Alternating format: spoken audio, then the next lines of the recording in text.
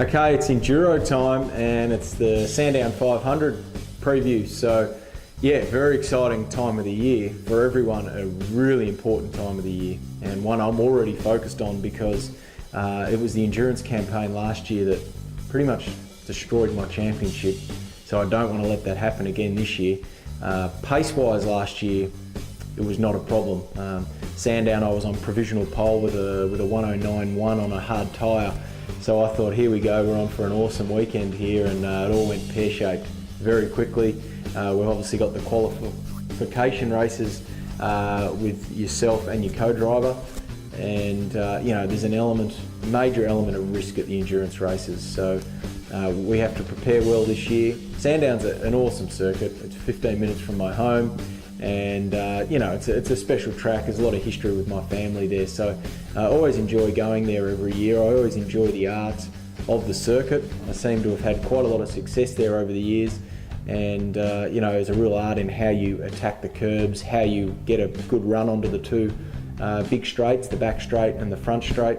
You know, over the top, down into Dandenong roads. A very spectacular piece of racetrack, a very technical little piece of track down into Dandy Road, and I love the challenge of it. And this year I want to get that event right. I won the 500 at Phillip Island in 2009.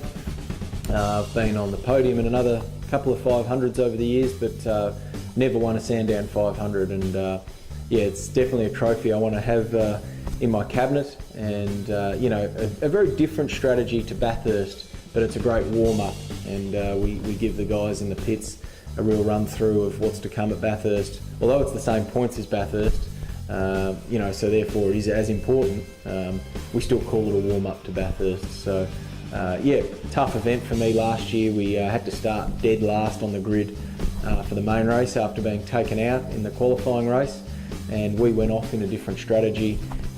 Pace, you know, I think we had the fastest lap of the race, but we had a 1 minute pit stop, which nearly lost me a lap. So not many safety cars, believe it or not. No safety cars in the last 45 laps last year, which I really needed trying to get my ground back. But pace-wise, brilliant last year. Always got pace there. So you know, looking forward to having another crack at it with my yet-to-be announced co-driver.